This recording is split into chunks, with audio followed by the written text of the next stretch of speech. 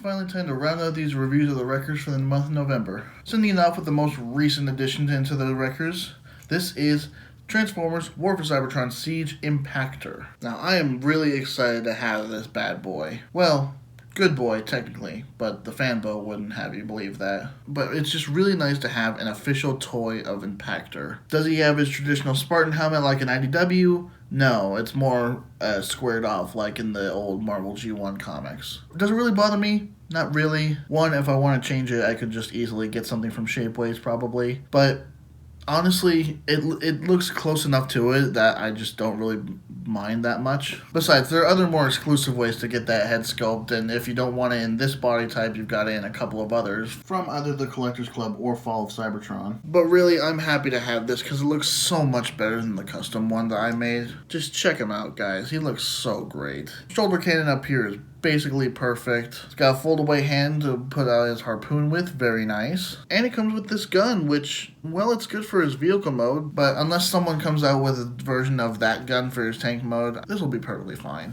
Although one thing that does kind of bother me, he doesn't have the kind of weird bar things up here on his boobs, like how he does in the IDW comics. It's not a huge deal, it's just his chest is really flat. It kind of needs some shape to it. And that I'm going to be rectifying because it's literally just a outward appearance thing that really doesn't affect the transformation at all. I already got him cut out and painted, so once this review's over, I'm adding him on. But yeah, I am super happy to have this guy in my collection right now. He is quite the upstanding figure and has some incredible articulation. He might not have a wrist swivel like some of the other Siege figures, but he happily trades it out for not only a good waist swivel, but also something that you don't see on figures anymore, an ab crunch. While yes, it's more for transformation, you can do sit-ups. How many other retail figures come out these days that have an ab crunch, let alone a deluxe? Just more and more reasons showing off that this guy is truly one of the best figures that have come out in the Siege line. And granted, that's from a line that had some truly amazing figures. Just this guy is no exception to it. And just remember, this is one mode. We still gotta go over to the vehicle mode.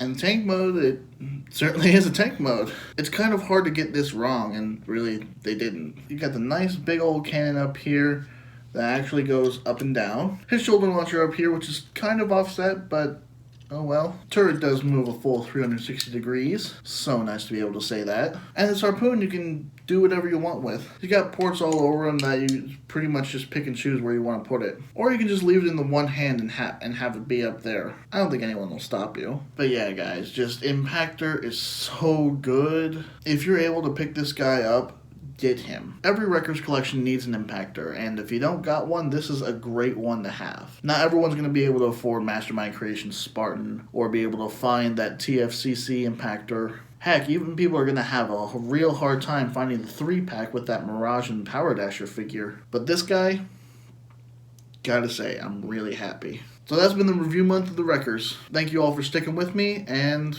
thanks for letting me be able to do this. That's been another video from me, guys. Thank you all very much for watching. I've been 01 Transfan, the #1. I'll talk to you all next time.